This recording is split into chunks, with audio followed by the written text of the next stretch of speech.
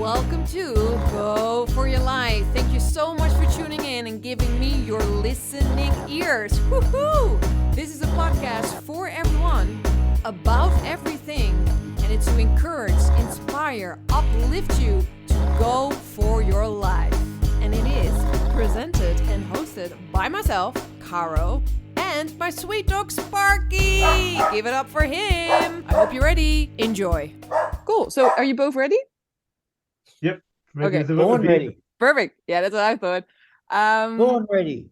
So here I am with two legends, in my opinion. For me, this is like super cool because my two teachers, Stewart and Mick, are together in one Zoom. What? Hey. Yay!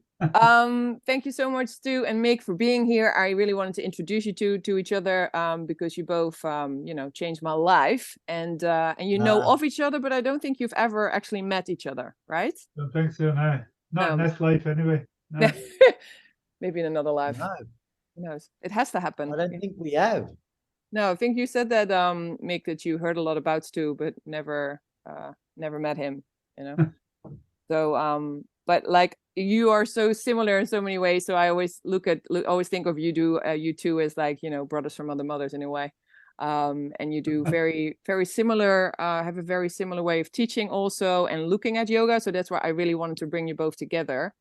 Yeah. And Mick, I want to open with this text that you once sent me where you were saying, there's not many of us left that keep it real and we don't teach flip-flop rubbish. Is what you said. And I thought that would be, because Stu says very similar things. He doesn't use the word flip-flop rubbish, but he calls it other stuff. He might start bringing that one in, Mick, now. But I just wanted to, you guys are so authentic and you both keep it real, and I think that there is so much crap going on in the yoga world now. So I just really wanted to talk about the modern yoga complex, as Stu calls it, you share your opinion on where you are at, and what you think, what you think where are we going, and what's changing, and what could we do to keep it real in a way. What does Stu call it? I call it the industrial yoga complex. Industrial? The industrial yoga complex, yeah. I like that. Well, all $9 billion of it, and all 1.4 billion people. I just found a good website that's got yoga statistics on it, and it gives you absolutely loads of yoga statistics, quite up to date, of all the types of yoga and where it's practiced and who practiced it, and it's a bigger business than most small countries. You know what I mean? It's got a bigger annual turnover than the GDP of most small countries. Do you know what I mean? So wow. I know when I started, it was £2.50, £3 for a class in the local church hall, and there'd be two of us freezing cold. Yeah.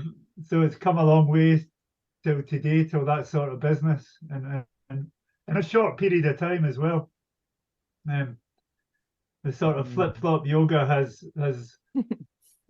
sort of accelerated at an unfathomable pace, I think, and so frightening that it's almost unquantifiable for me now. I was thinking about this because I knew Carol would want to talk about this, and I was thinking about it when I was out walking the dog, and I came to my only conclusion is that it happens with capitalism all the time.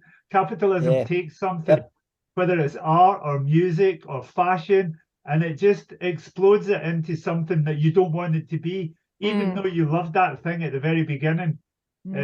Punk rock, surrealism, dada, clothes, fashion, things we wear, and things that we wear that they monetize and commercialize. And yoga's just become one of those things, and that's so sad. Sad. Do you know what I mean? And everybody says, yeah, but it's so good because it's popular and so many people are doing it.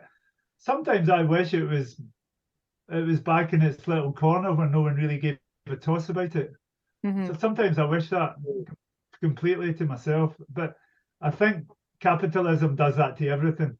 It does it to literature, it does it to movies, it does it to animation, to graphic novels, it does it to fashion, art, and music.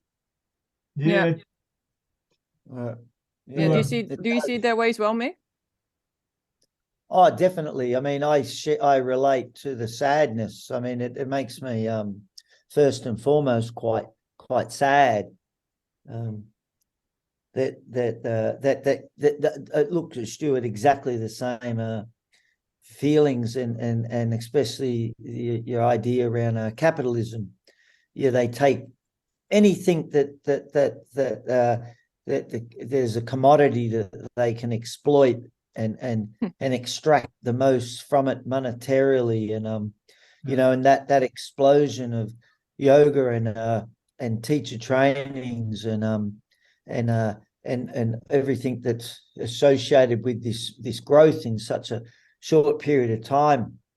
It's just left me quite sad and empty, and I feel like a lot of the time I'm swimming against the tide. If I speak up too much, you get shot down quite quickly. But then again, if we sit on the sidelines, then we're just as responsible for the nonsense by not saying anything. So you know, that's where I'm at. Like, I find it what I try to, within the school, every opportunity I get to carry that message of what yoga is and what it isn't.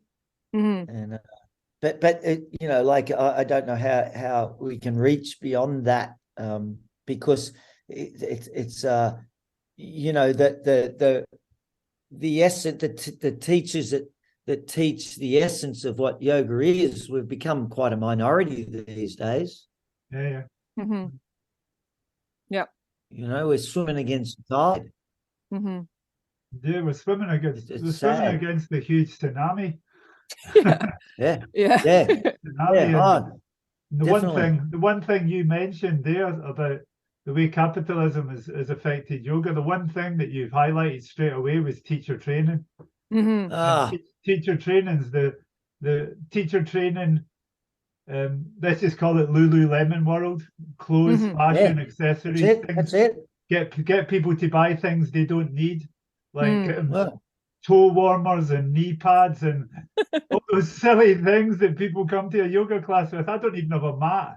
I don't even own a mat. I own loads of mats, but I don't think I've taken them out of the box when people sent them to me. But I can do it on the concrete. I can do it in the grass. I can do it in the woods. I don't need toe separators. I don't need knee pads or a little mini mat to put my head on. No. So there's teacher training, there's Lulu Lemon world, and there's so many other things. Retreats.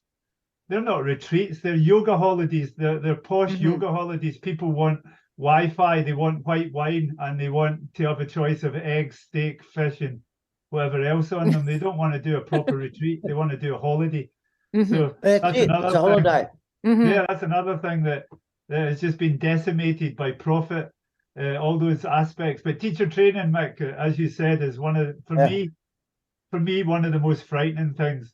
And it was frightening when I started as well, when I realized I could go to Shivananda in Naya Dam in India and pay £3,000 after doing a week of yoga, and 3 weeks later be a teacher. I realized that 20 odd years ago. But we had at that time we had to do it, because there was no other way to get a TT qualification apart from Shivananda. So all the Ashtanga Vinyasa Mysore teachers like us, we had to go and get a Shivananda qualification so we could teach in the UK. So we all ended up going to Shivananda. Shivananda would train anyone. I know a guy that did Jiva Mukti teacher training, and he'd only practiced for 1 week.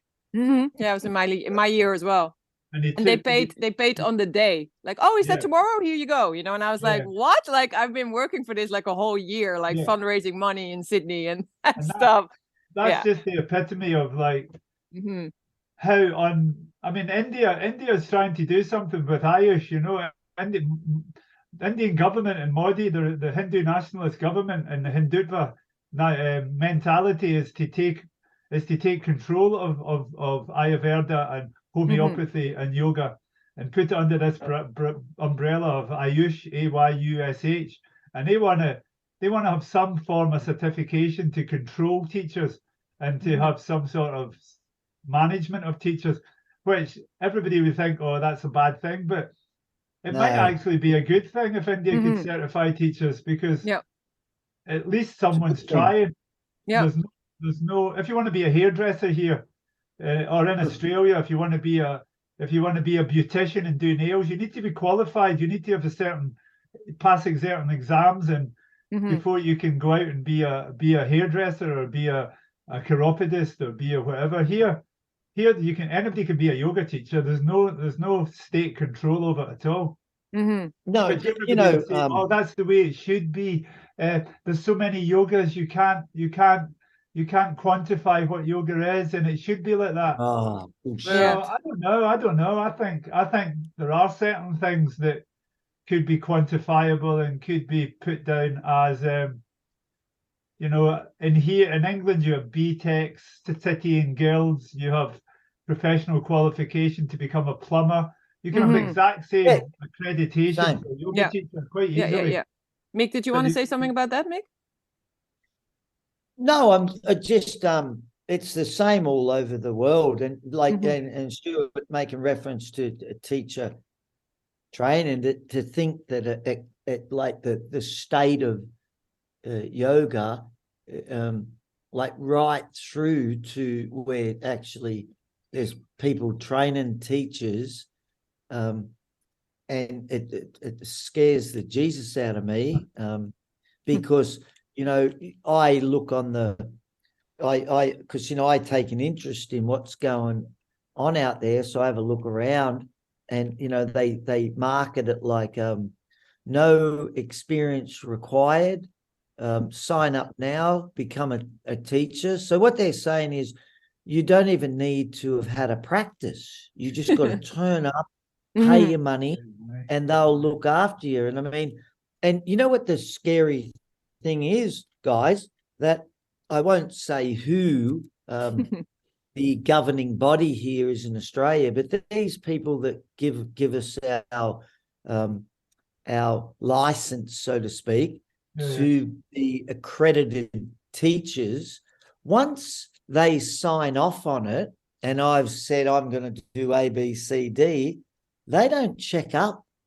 They don't even come and have a look at what I've done. So, you know, I could be selling them on the black market. I could be just passing people, because it's bloody good money, let me tell you. You know yourself, the money's bloody good. So it lends itself to all sort of corruption.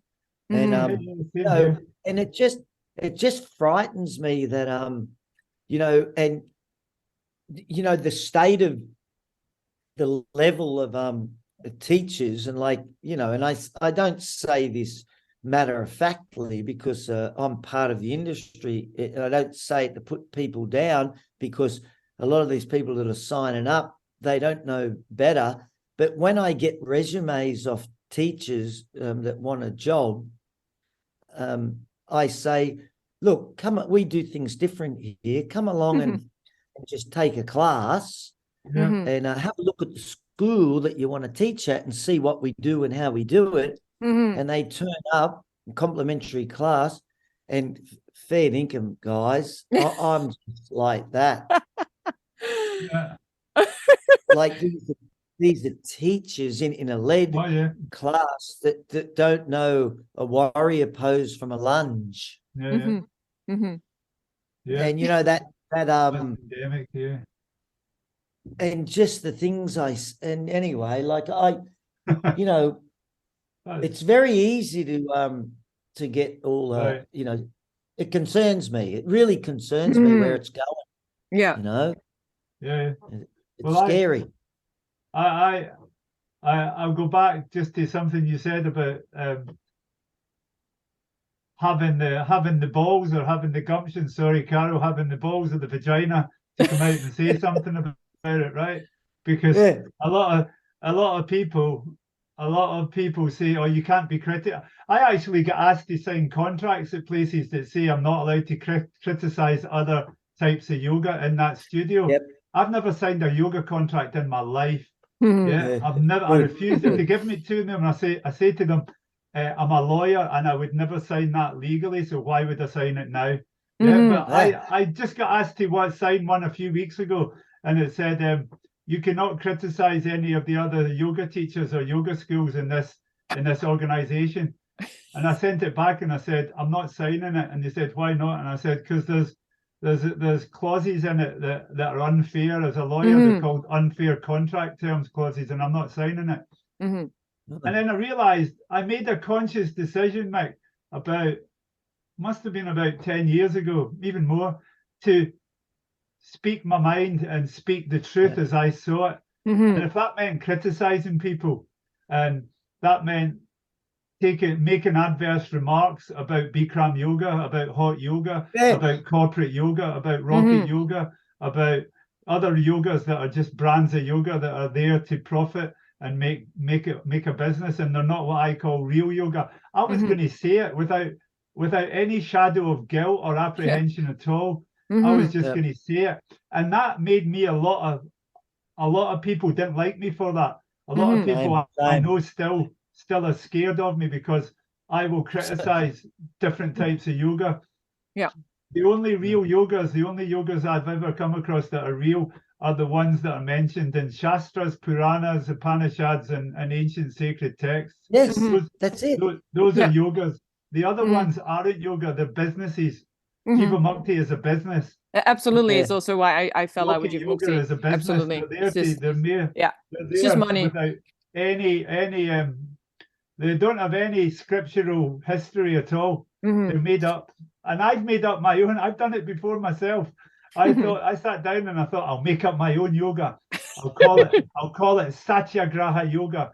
My 3 principles will be ahimsa, tapas, and satya.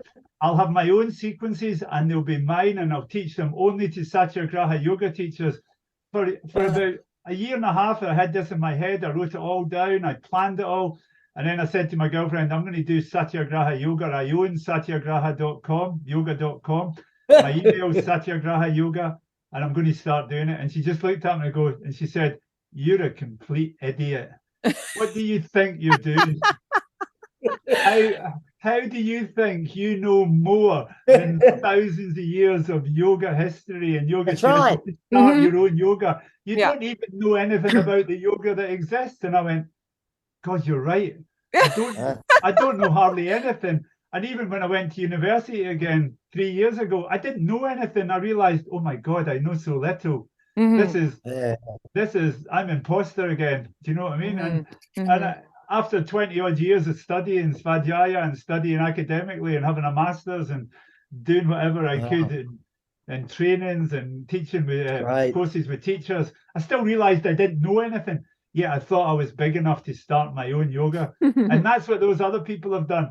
So I know where they come from. I know where their mindset and their head's at when they start them, because they think they know a new way of doing something, but they don't know the yogas that are there already. It's like reinventing the wheel, isn't it? Like you don't have to reinvent the wheel. It's there, and you can just work with it. That's going back to what you said before earlier on, Stewart, that capitalism requires the next thing. So that's why people are out doing themselves with the next thing, whether it be flow or hot or dog or beer or stand-up paddleboard or this or that or and like I must admit, I just like you, man. I mean, I've many times been so ostracized from the community. Not that it bothers me, I couldn't care less. I actually like to be on the outer because I don't like what I see. But these days my point of view is what I say to people is I say, well, tell me a little bit about this yoga. Like, we know that the old lineages start from the premise of that there's fundamentals, and the fundamentals are there to to help us quieten the mind. And then, good old Patanjali says, and then, then from that point, we can start to observe these things that get in the way of ourselves, which is the kleshas, and so on and so forth. And it's a method. Yeah. And those old ways, and then they say now, and if you want it, you need to do it for a long period of time, continuously and unbroken. And the rest is just follows. That's all you have to do is. And so what they've done to this modern yoga is they've just completely ripped the soul out of it. So there's no emphasis on any discipline or tapas or kriya. There's no discipline on anything. Now, God help you as a teacher if you start to try and instill discipline in students. They're like, whoa, how dare you? And I'm like, well, if you don't like it, there's the door. See ya. And close it on the way out. And I say, we'll all clap as you leave. Bye. But because Sharon, I'm sure you like this, and I know Caro is, like, I'm really passionate about yoga because it tells us that all suffering and sorrow is mind made, and and that's why I practice it, and that's why I try to turn people onto it, because it's a really good thing for the world to share peace and love and happiness. So if people are going to take it and destroy the fucking essence of it, then I'm going to speak up about it, And I think we need to speak up about it and have less apprehension about harming other people, because actually what they're doing is harming more people than us. I know. It's like what I've been thinking about in asana recently is when you do an asana, when you do a pose and you be ahimsic in that pose, everybody thinks ahimsic's this, it's about veganism, it's about vegetarianism, it's about not harming sentient beings. So how do you do that when you're on a bit of rubber and a mat for an hour and a half? How can you be ahimsic? So you have to be ahimsic towards yourself. You have to stretch as much in your right side as you do in your left side. And if you don't stretch enough in your left side, you're actually being ahimsic towards the left side of your body. You're being violent by not stretching enough. So if you take that off the mat and you put it somewhere else and you put it into life, by not saying something, you're being more harmful than by being quiet, you're actually being harmful towards people. So, silence so holding your silence, holding your silence, if you make that analogy with the same way that you can find ahimsa within every asana you do, you can find ahimsa within every time you choose to speak up as well. Because I'm not being harmful towards people by speaking the truth. I'm actually stopping harm happening to people by saying the truth. And that's quite a difficult concept for some people to grasp, because they don't have the intellectual capacity to actually fathom out simple philosophical concepts. And that comes from what you said earlier about the way capitalism starts to manufacture new ways of doing things without even working out how the original thing works, basically. So capitalism works on growth. It's always looking for continual growth. Financially, the markets have to keep growing. The yoga market has to keep growing. The type of yogas have to keep growing and be manufactured, as you say, paddleboard yoga, dog yoga, vaporizer yoga. I know a yoga teacher who gives his students a glass of tequila halfway through the class. Fact, tequila yoga. That's just an epitome of that whole concept of making things grow, of having to develop things. And that's really tied into ahimsa, right? Proper ahimsa. I think that's really tied into a concept, a philosophical concept of ahimsa.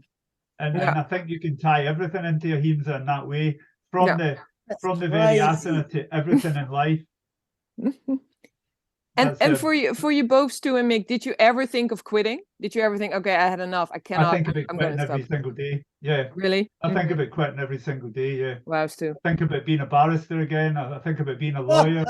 I think about just go and take my family and go and live somewhere isolated. Or if I didn't have the family, I'd go to an ashram and live in an ashram.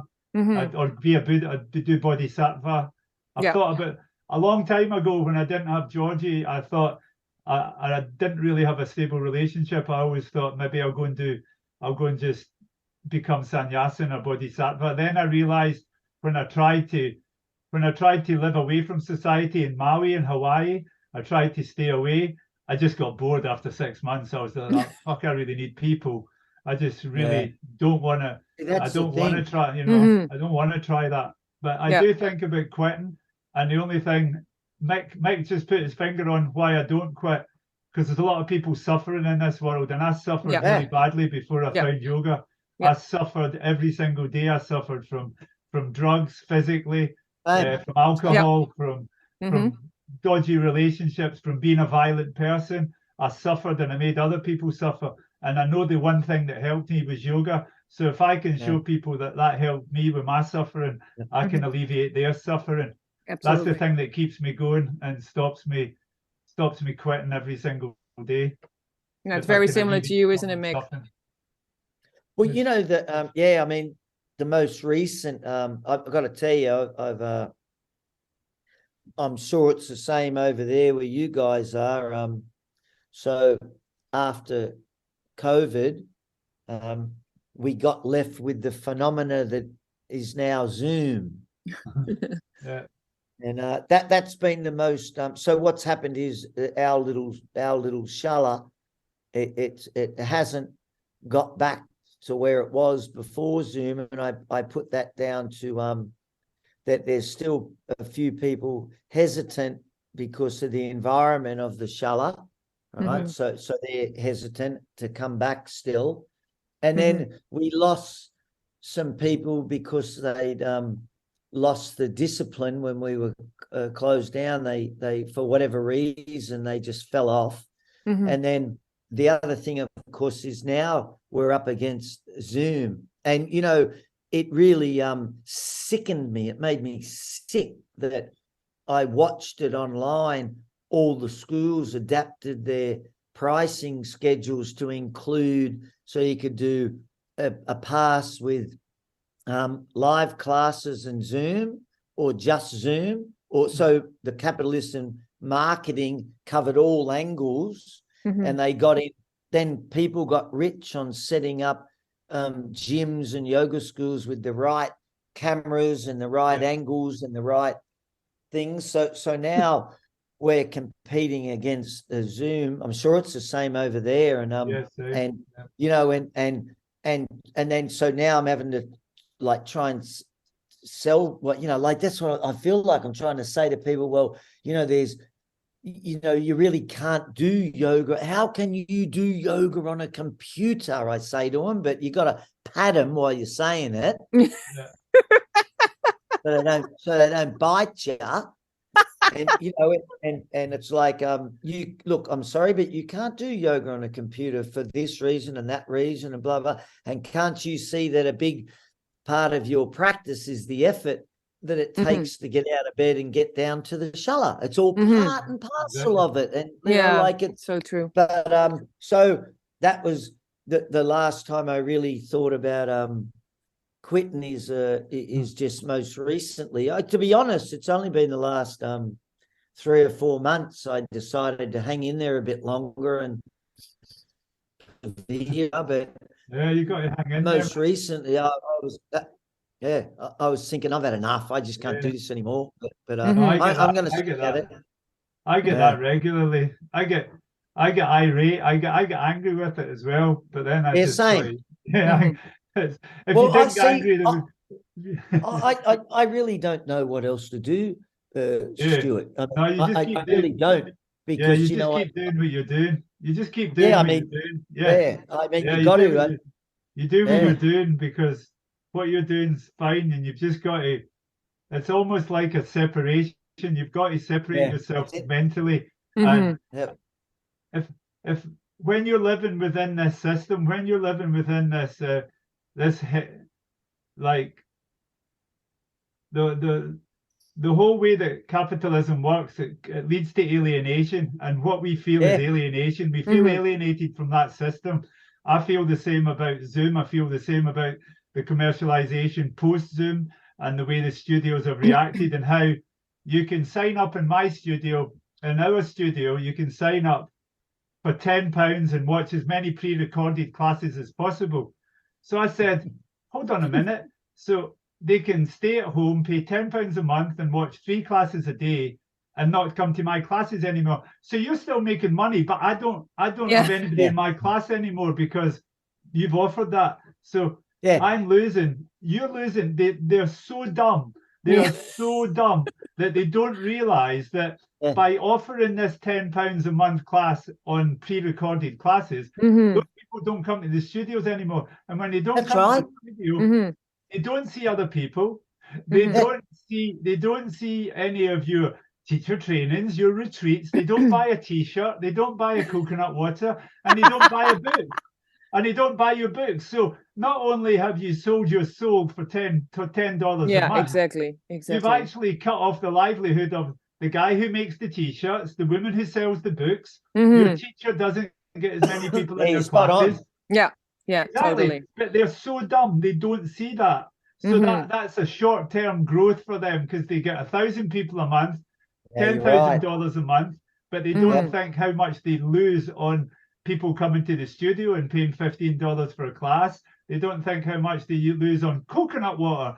Their markup in coconut water is £1.50. So if they don't sell 100 £1.50, they've lost that every week. Do you know what I mean? But you explain that to them and they go, yeah, but we're getting so much on the pre-recorded classes. It's such a great added finance and alternative source of finance for the center. And I was like, yeah, but it's less humane. There's less people at the center. There's no energy in the center. You can't get adjusted on a Zoom class. You can't feel the energy of the teacher and the other students. You've got no energy. Yeah, no, I mean, it's like, it's so different, because it was for me, Mick, it was the reason why I decided to be in London as much as possible, because I wanted to be with Stu IRL. You know, I didn't want to do it on Zoom. I didn't want to do his training. You know, and it makes sense. I mean, it's just so much more. You have to be there, and I think that's because what if it was up to you guys, Mick and Stu? If I would give you like, okay, you can change. It's all up to you. What would you change to make it better? Like, what would you do if it was you have a magical wand here? Spread it. Go on, Mick. What would you do to change? I just you know, I think first and foremost we need to uphold. So, you know, like, I'm of the firm belief that yoga is a science.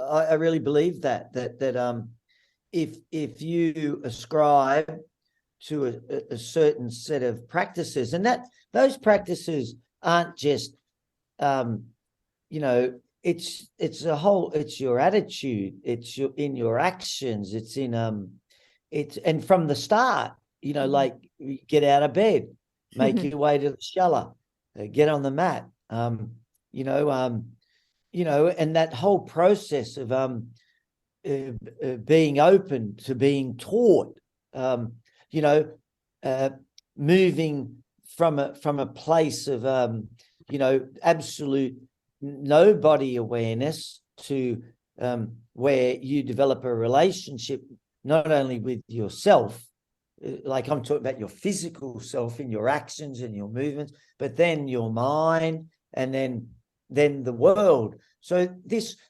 process is so holistic. It involves so many factors other than turning a computer on. You know, it's a way of life. Now, for that to happen, that person that seeks that yogic lifestyle needs people like us teachers, need the opportunity to have those people present so that we can teach them and we can immerse them and educate them and let them know that this is yoga, this is encompasses yoga, so then they get the full benefit of it. And over time, as you know, you turn them on to, you know, from the physical practice to the breathing practices to the meditation, and there's an order for everything. And you know, so if I had my way,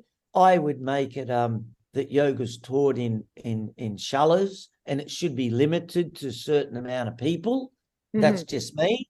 You know, to cap this nonsense of 90, 100 people, these great like dance-a-thons. There should be like some, you know, like, because we're not going to be able to, we know that people aren't accountable. People won't be accountable to say, no, that's enough, I won't teach anymore. You can't keep, you know, so, and then who are we going to get to oversee this? Like, I have no idea, because it's beyond me. I mean, there's not many of us that actually do that, try to uphold that. So, like, I don't know, but what scares me is just like, you know, Stu, when you were a kid, you had the greengrocers and the butcher shop and the little hardware store, and now they're all run by Coles and giant conglomerates of retail and hardware stores. That's what concerns me. Yeah, that's where I see yoga going. There's not going to be any little corner shop. No, it's here already. It's here already. They're going to be these whopping big franchises. Already. That's it. It's already in Sydney. Since COVID, we've lost so many little shalas because people can't compete. But so that's what I do. If no, I, it's if a really I, good. It's really. It's. I really feel that, Mick. Something like that. It becomes more McDonald's yoga. It's McDonald's. It's Mc yoga. That's it. It becomes Mc yoga, McDonald's yoga, and Walmart yoga are the yogas. Exactly. It's happened already here. Try Yoga, the biggest yoga studios in London. Yeah, I know them. Yeah. They're owned by United Fitness Brands, UFB, which is part of a huge Berlin. Part of a huge hedge fund from South London, which owns kickboxing, barcore. Yoga's just part of that one huge conglomerate now. And Stu, what would you change? Oh, mine's are too draconian to even start, man. Mine's are like, I would renege every yoga teacher's license. I would stop them teaching, every single one of them. I would. This is really a good capitalist plan as well. If they want to make a lot of money out of it, they'll make a lot of money. The only people that can teach yoga have to have a Bachelor of Education, a BEd, a 4-year education that they get at a university. That university course includes 1 year in India with a selection of masters from Ramaswamy to Desi Shikar to other swamis and other teachers. Similar things happens at LMU in LA already, where I was going to do my masters, where you go and spend a period of time with Jain family. But for my teachers, they have to have a BEd, which is what all school teachers used to have in this country. But 4 years BEd, 1 year in India with a teacher. Training includes Sanskrit, history, philosophy, meditation, everything that you can encompass, but it's also practical. It's also got your 800-hour teacher training in it. It's also got your advanced on the mat training. So it's not just academic, it's practical. So it's not just it's not just theory. It's also so no one ever got enlightened in a classroom, so it's going to have that practical aspect to it as well. The meditation, it's got to have practice. The asana. So once you've reneged all those teachers and you've set up a whole system of universities in the UK and in Australia and Europe, think about how much money they're going to get. £3,500 a year for each student. That's how much undergraduates cost here. If you have 100 students, you've got £300,000 income for each university every single year. Every class would be restricted to 12 unless it was when I started, I was never allowed to have more than 12 people in a class because it was considered dangerous. So that's the way I started. Teaching classes would be 12. Other Yep. events might be bigger, but teaching classes would be 12. And I don't know how to transition it, but I think that should be a goal that we should work towards, like Yep. having it as recognised as a teacher in education at schools in the UK. So you need a B.Ed, which is what we used to need.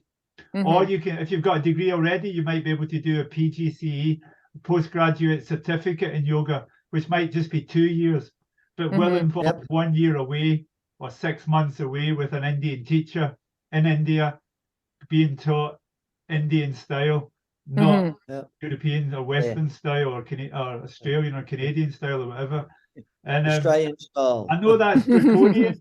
I know that's draconian, but when I started academically studying yoga and going through, there's 1,000 books there on academia and practice of yoga. And when I started academia, I realized how little as a practitioner I knew. Like my Sanskrit is still deplorable, but at least I know my philosophy and my history is up to scratch now, or a bit closer than it was 4 years ago. And then there's so much more that I'm looking forward to learning. And that should be the same case for everyone who's teaching yoga. And, I agree. I know it's draconian, but it should be given the same accreditation as a proper teacher. If you're professing to teach yoga, it's much more. It can be more damaging. It can be more effective. It can be more useful and useless to people if it's taught wrongly. Then if it's taught correctly, it can be such a benefit. So why don't we invest in teachers' education the same way we invest in mathematics teachers and physical education teachers and geography teachers? So why don't we give yoga that place in the curriculum within academia? And then that's a good point. And you know, I'll add to that too is that you just made me realize that too is you know, when it's continually taught like it is and there's no regard to the individual, and it's like and they throw all these people in one room and expect everybody to perform. You know, I can remember a point there where I actually I couldn't bear to see people shrink out the door, you know, the ones that couldn't do it. There was no way in the world they could do what was being asked of them.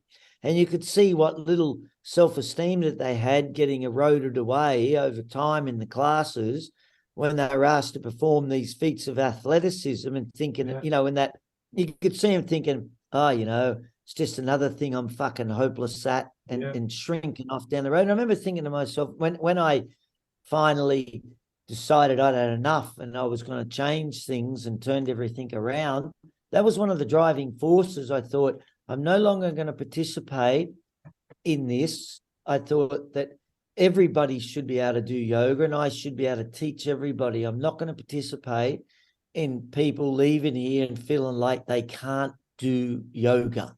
You know, and and I never forgot that. And you know, and I really make a point of making sure that everybody's given the same opportunity to do their yoga, because we have to remember it's a bloody spiritual practice, and there's a lot of ways that we can modify these ancient practices for all sorts of people. Totally. And everybody gets an opportunity. Well, I usually go into things like this podcast. I usually go into things or workshops I'm at, or classes or lectures that I'm at, and I always say to myself, what am I doing here? Why am I here? And what am I going to get out of it? And I usually get one thing out of everything at least. So you've just given me my one thing. That sometimes I forget that. Sometimes I forget that. I can be too harsh on people who don't have the physical. So you've just taught me something that I have to be wary of, because I've always thought the same. But sometimes people come to my class and I just think, oh my God, what's the point? Do you know, why bother? Why are you coming to my class? Because this is an experience class. Why didn't you go to the beginner's class? So that's usually what I say to them in quite a condescending, patronizing way. I'm like that. you shouldn't have just come with your girlfriend to think this was going to be easy, because it's not going to be easy. So go and find a beginner's class and go and do Iyengar yoga for a few months, then try to do a vinyasa class. And I'm really short with them, Mick, so I have to be a bit more, the one thing I have to be a bit more understanding, but my patience can sometimes be short. And people do come to my class thinking, oh, well, it's just yoga. And then they get a big shock. And they realize true. but my classes... I just want to make something clear. No, you know, I was laughing then because, look, mate, I've done bloody exactly the same. Don't think that I'm this bloody soft, altruistic, and let's teach to the weakest. Absolutely not. I'm so, but what I've learned over time. So I've said to people, like, just to give you an example, I've gone, well, don't you read the timetable? You've walked into an intermediate class. It's not my problem that you don't know, you can't touch your toes. Like, whose problem is it? Well, that's what the timetables. Read the bloody class description. But and I've been like all over the you know, both sides, but you know, given that, you know, people need to take responsibility, people need to realize you have to start. You have to start somewhere, and you're gonna. But what I was referring to was just, you know, those flip-flop classes where it's up, down, backwards, forwards. There's no rhyme or reason to it. They're kicking up in the handstands and they're doing this and doing that, you know, and all that stuff that they do. You know, and like there's. You know, and I'm thinking, for God's sake, like, have a look around the room. Who's in the room?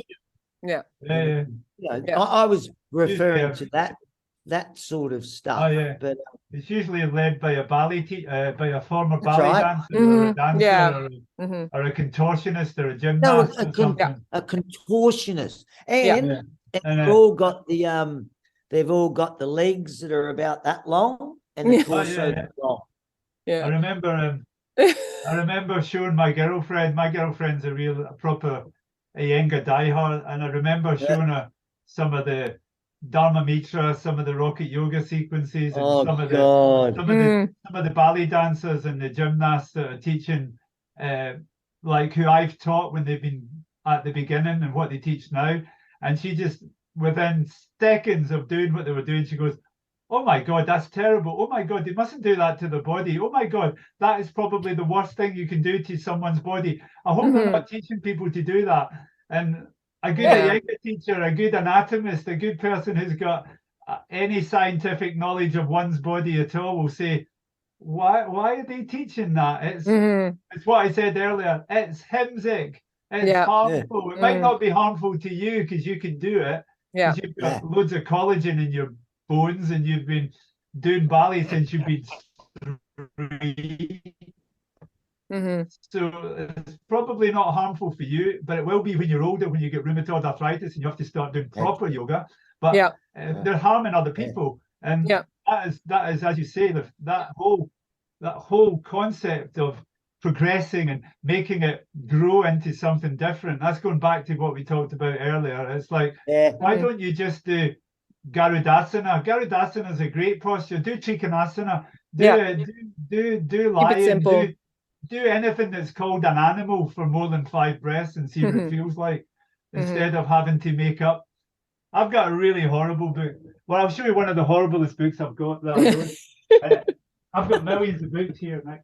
And one day you must come for a visit, Mick. You'll see all the books. Look, we've got to organise. We have to. This is one of the horriblest books you can ever find. 2,100 asanas. Oh, it's by a guy called Daniel Lacerda, and do you know what his nickname is? Dr. Yogi. Oh my God! Dr. Yogi has got lovely, beautiful women in white leotards doing the most complex asanas, and they've all got Sanskrit names. Now, after studying Sanskrit, there's no such a posture as Badahasta Stalamba Falamanga. There's no such a posture as whatever they make up to be, okay? So what? This is the ultimate, the epitome of flip-flop yoga. Yeah. And trust me, I'm going to get it. Exactly, you've just for got to that, read Mick. it. It's so funny. It's just Yeah. all it is 2,100 pictures of asanas, and they've all got made-up Sanskrit names, which I find Wow. hilarious. Which I'm going to really get it and put it in the school. Exactly. Yeah, I love Bella Exactly. wants People to look at. That is just, you know, And for amazing. people to look never at, and come I'll say, across that book. That is one of the funniest this books is I've what ever. you don't do. Yeah, exactly. This is what we don't do here, you know, like, because that's also what you always say, Mick, you know, keep it simple, Some keep mornings it when humble. some mornings when I've got a few hours spare and I'm in a nice frame of mind, I sit with that book and try and do some of their postures and just think, wait a minute. I always say to myself when I get into them and I go, wow, that's really fucking uncomfortable. And I know it'll get more comfortable, but what benefit am I going to get from this that I won't get from rotated triangle? Yeah. You know, what benefit will I get from this that I won't get from Virabhadrasana 3 or Ardha Chandrasana or Ashta Chandra? You know, what benefit will I get from doing this? Zero. Zilch. And I say that to people in class. I say, this is much more beneficial for someone than a convoluted, complex asana. And yogis knew that for thousands of years, from between 400, 500 BC, or even, you know, whenever Patanjali was formulated in the Jain tradition or the Buddhist tradition, from then up until about 1200, there was no complex asanas at all. There was none. There was seated postures. Then the complex headstand and shoulder stand were never in any sequence until Krishnamacharya. That's They right. were never considered important enough to be bothered doing. Do you know what I mean? It's all people want to do now, right? It's all people want to do. Handstands and all those silly rocket yoga and Dharma Mitra yoga poses that they've learned when they've done their teacher training. Anyway, I could bitch on about. Keep going, but you have to go, don't you, Stu? You have to. 10 o'clock she'll come. Yeah, she'll be at my door soon. Yeah. So 1 minute. Now. Yeah. Okay. It says, I am on the route. I'm on the way up the road. I'll see you shortly. Yeah, okay. She's coming. What time is it? She's coming. 10 o'clock now, Mick. In the morning. No, in the morning. In the morning. Okay. Yeah. Yeah, we're at 10 o'clock. So I want to thank you both so much for because I could, we could keep going forever, but Stu has to teach. That's it. Keep going. I could keep going quite easy for a few hours. I'm only just getting started. Yeah, that's it. We should do another session. Part 2. Now we've addressed the industrial yoga complex and we've managed to slag off everything to do with modern yoga, which absolutely deserves it. For the new year, we'll do a part 2. That's it. Yeah, let's do a part 2. Hey, I love that. If you ever get down to Sydney, you let me know, Stu. Yeah, I'm due a visit. The Gilchrists have got we've got a camp in Adelaide and we've got a camp in. My uncle used to live in Nimbin. He was a 10-pound pom. Wow. He was a 10-pound pom who moved after the war with his family. So all my cousins are there. John Gilchrist was a Aussie rules football coach, and then one of the cousins was a wicketkeeper for Australia. Yes. He's a Gilchrist. Adam. Yeah. Is that your cousin? Second cousin, yeah. Wow. My first cousin was John Gilchrist. He was an Aussie rules football coach, yeah. That's right. My uncle was an engineer and he was John's dad, and this is so he cool. separated from his whole family and went and lived as a naturalist on the beach in Nimbin. Which I'm dying to go and see Nimbin. I know it's not like how it used to be, but when I was a big dope smoker, I always thought I'm going to go to Nimbin. It sounds cool in Nimbin. This is so awesome. There's still like those up around Nimbin. Look, mate, still has the beauty of the country. Don't worry about that. It's gorgeous. That's why he moved there. Yeah. It's a beautiful spot. But look, if you ever come down this way, the invitation's always there to please come and stay with us. We'll definitely make it. Yeah, we'll definitely make it one day. I owe the family. There's quite a few Gilchrists still there that every one of my family's been apart from me. I'm the only one that's never been. I seem to the last 25 years I seem occupied with India, and I go back to India in March again. And, a lot Yeah, of my studies, my going together. Yay! Where do yeah, a you lot of go, my- Stu? a lot Where of- do you pardon? go? Where do you go? This time I'm teaching in Rishikesh at the International Yoga Festival in Paramat Nikatan Ashram. Oh, Paramat wow. Nikatan Ashram's pure saffron yoga, it's proper Hindu nationalism, and Wow. I'm quite in-depth research in Hindu nationalism and Hindutva. That's my PhD. So it's good Yeah. I go to that ashram and meet a lot of people and talk to And them you're about gonna the go, current state of Caro? Hindu Yeah, I am. politics. Yeah, I'm going with us too. Yeah. Yeah, Oh. Caro's coming. I'm doing 7 days in the ashram before, then I teach for 7 days at the festival, and the festival's, I don't know, 4,000 or 5,000 people. It's Yeah. a huge You ashram. do it every year? I've done it I've done it online 1 year, I've done it in present, 2020, and then this year I'm doing it, and then next year I'll probably, Let I me don't know know. if, hopefully I'll do it next year as well, because I'm Let going me to set know. up a lot of, Yeah. look it up, it's International Yoga Festival, it's very I'll send it to saffron. you, Mick. Yeah, there's a- and if it's on next year, I'll come over there and there's meet some you. lovely, Yeah, there's that'd be some, good.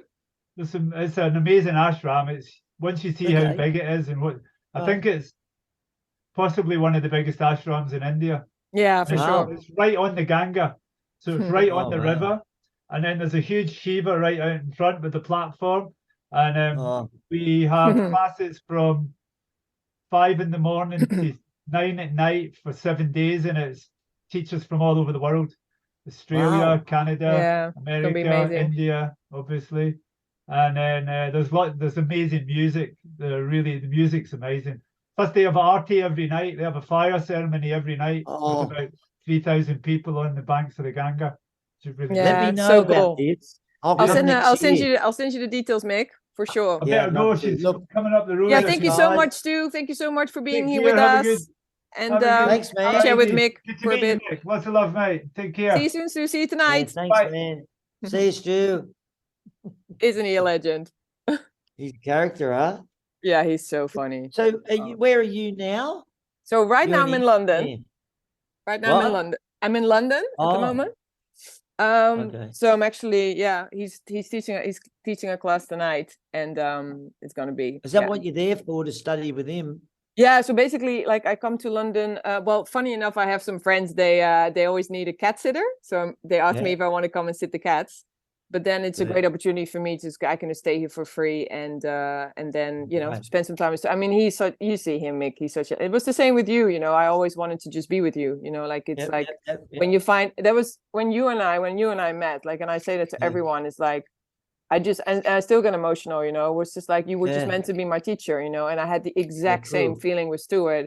Cool. And so I don't He's know, a I've been nice thinking guy.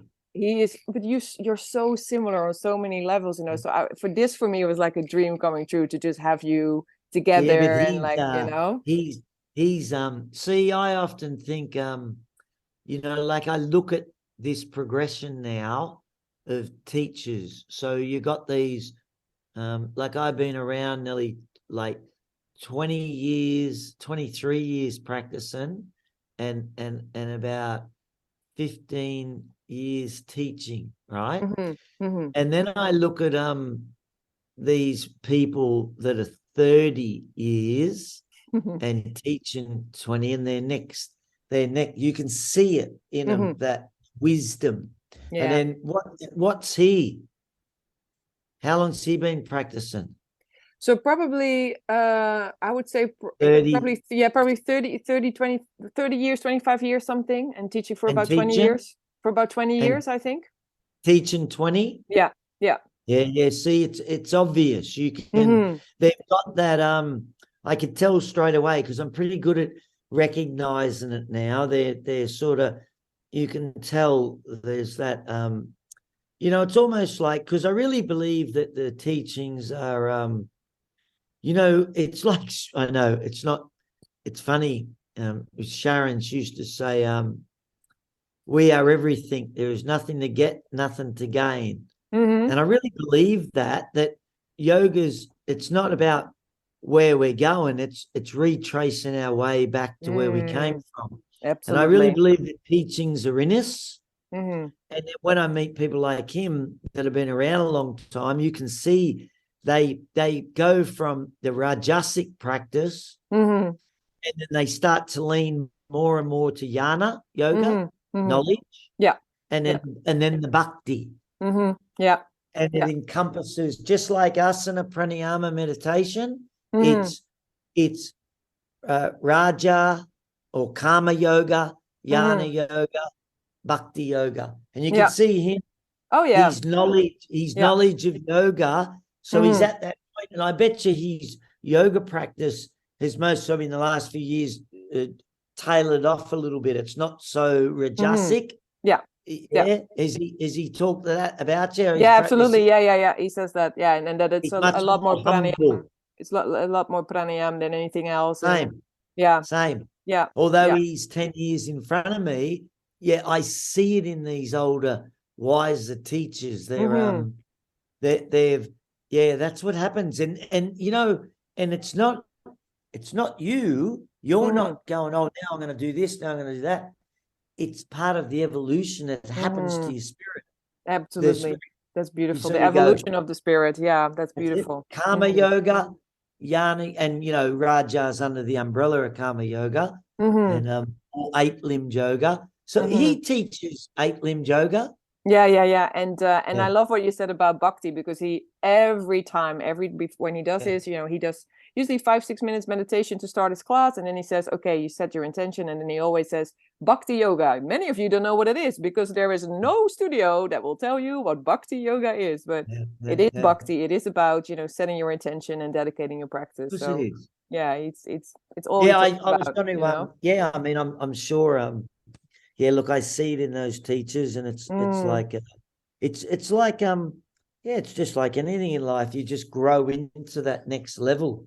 Yeah, but he's great. I'm so glad you found him.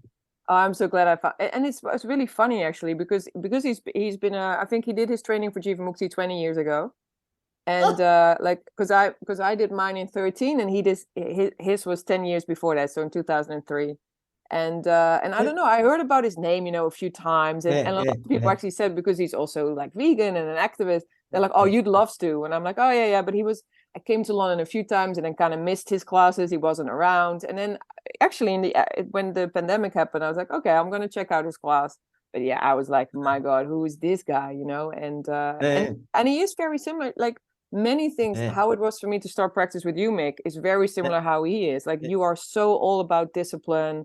You really are that authentic teacher that you want to be. That's why this was for me like a dream coming true, to have you both at least in the same room, even though it's on Zoom. But you know, like you are. Do you still speak to Sharon and David at all? Yeah, I am. Yeah, I am still.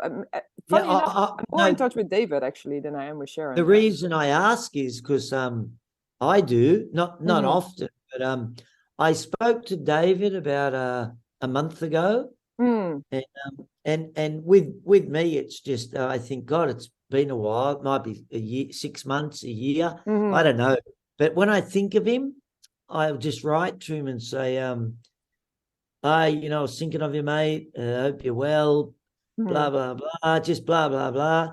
And he often writes back something funny. And, But then 3 days ago, I woke up to an email off Sharon. Oh. And she says, oh, I hope you don't mind me snooping. I asked David if I could read your email. And then she just said, oh, it was so nice to hear from you. I hope you're well. So I wrote, because I hadn't written to her for a couple of years. I wrote to her for a while, and then I used to write to David and blah, blah, blah. But then she wrote the other day, and I thought it's nice to hear from him. Yeah. Because, look, I often think this about them now, time's passed on. Like, whatever happened to Jivamukti, I like it. And what happened to me and what happened to lots of people, and the monster that became Jivamukti. But what I've put it down to is it's not them, it's people. So you can, like, so Sharon's intention, I'm sure, was pure. It Yeah. was about animals Mhm. and God. You know that. Animals and God. And Yeah. we know for a fact David just went along for the ride because he was in love with Sharon. Simple. He was a bloke. Yeah, And he we all know tells you that. He says, you know, I know that really, you know what he says to me? I just wanted to be Mate, with Sharon. That's what he said to I me. just wanted to be with Sharon. So Yeah. it was all Sharon. Now, that's not a bad thing what she did, animals and God. It's a good thing. And like, you know, and I would never doubt her sincerity. So in the last, I've really found a place for them to be grateful for meeting them and what same. they gave me. But, and I've said this to David, it's a shame, mate, that once you create something like you did and it's entrusted to other people, the human condition can't help itself but destroy it. But destroy, exactly. But rip it. I just want to say, but rip it apart. Yeah. Yeah. That's what happened. And that's what happened. And it's a bit like, you know, Alcoholics Anonymous and Narcotics Anonymous. Now, they work. They work. They are infallible. There's millions of people all over the world that have got sober through AA and NA.